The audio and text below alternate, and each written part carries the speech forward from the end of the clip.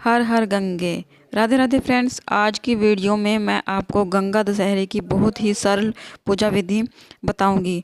Friends, अगर आप किसी कारणवश गंगा जाकर गंगा दशहरे पर गंगा पूजन नहीं कर सकते तो आप घर पर ही कृत्रिम गंगा बनाकर उसका पूजन कर सकते हैं बहुत ही आसान तरीके से। आज की वीडियो में मैं आपको यही सारी जानकारी दूंगी। फ्रेंड्स, जेठ मास के शुक्ल पक्ष की 10वीं तिथि को गंगा दशहरे के रूप में मनाया जाता है, क्योंकि इस दिन ही गंगा जी धरती पर आई थी और शिव शंकर भोले भंडारी ने अपनी जटाओं में इनके वेग को रोका था और धरती के सभी प्राणियों के पाप धोने के लिए गंगा धरती पर अवतरित हुई थी। तो जिस भी जगह पर हम पूजन करेंगे उस जगह को अच्छे से साफ करके हम स्वास्तिक बना लेंगे। अगर आपको कोई रंगोली आती है तो आप रंगोली भी बना सकते हैं। तो मैंने यहाँ पर आटे से स्वास्तिक बना लिया है। अब हम एक परात लेंगे, क्योंकि परात हमारे घर का सबसे शुद्ध पात्र होता है और इसमें हम सबसे पहले गंगा जल डालेंगे। क्योंकि हमें कृत्रिम गंगा तैयार करनी है तो सबसे पहले हमें परात में गंगा जल डालेंगे, उसके बाद शुद्ध जल डालेंगे। हमें गंगा जल में जल मिलाना है, जल में गंगा जल नहीं मिलाना है। इस तरह से मैंने परात में साफ जल डालकर तैयार कर लिया है। जब भी हम गंगा पूजन करते हैं तो शिव शंकर भोले भंडारी का पूजन जरूर से करते हैं। तो मेरे पास शिवलिंग है तो मैंने शिवलिंग को गंगा के बीच में विराजमान कर लिया है और शिव जी का जल अभिषेक कर देंगे। उसके बाद देखिए, गंगा किनारे जब भी हम पूजन करते हैं, गंगा दशहरे के दिन 10 अंक का बहुत महत्व होता है। तो मैंने 10 मिट्टी के दिए तैयार कर लिए हैं और 2 अलग से मैंने पीपल के पत्ते लिए हैं। गंगा में गंगा दीपदान करने के लिए आप किसी देव वृक्ष के पत्ते ले सकते हैं, क्योंकि उन पर दीपदान करना बहुत ही आसान होता है। तो इस तरह से मैंने 10 दीपक जलाकर गंगा के किनारे रख लिए हैं। देखिए, आप अगर घर पर पूजन कर रहे हैं तो भी इसी प्रकार होगा। अगर आप गंगा किनारे जाकर पूजन कर रहे हैं तब भी इसी प्रकार पूजन किया जाता है। जब भी हम गंगा में दीपदान करते हैं तो दीपक को गंगा में कुछ दूरी तक प्रवाहित करते हैं। तो मैंने दीपक को प्रवाहित कर दिया है। एक दीपक हम शिव शंकर भोले भंडारी के चरणों में रखेंगे और एक दीपदान हम गंगा जी में करेंगे। उसके बाद हम शिव शंकर भोले भंडारी को जनेऊ समर्पित करेंगे। आप कलावा भी समर्पित कर सकते हैं।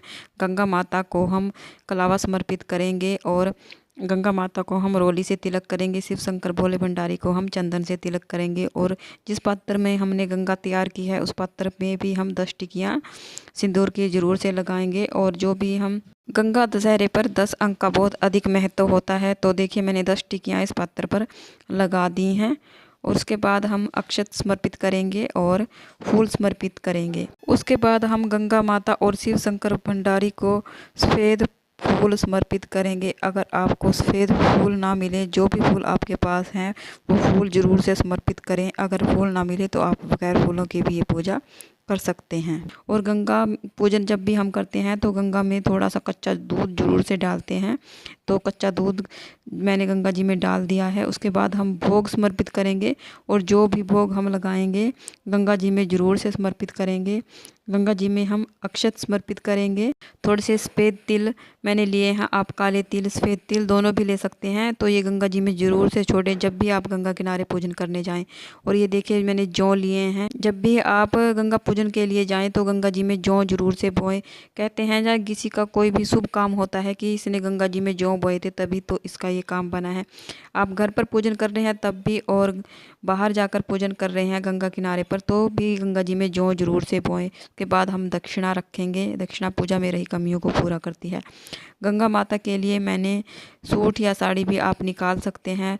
साथ में श्रृंगार की कुछ सामग्री रखी है। आप संख्या में 10 भी कर सकते हैं। ज़्यादा कुछ ना कर पाए तो आप एक बंदी का पत्ता रखकर भी आप सूट पर रख कर दान कर सकते हैं। तो ये गंगा माता के निमित्त मैंने सूट दान के लिए निकाल लिया है। उसके बाद हाथ में थोड़े से पुष्प लेकर हम गंगा माता की कथा सुनेंगे। कथा का वीडियो आपको अलग से मेरे चैनल पर मिल जाएगा। अगर यहाँ पर कथा कहेंगे तो वीडियो ज़्यादा लंबा हो जाएगा।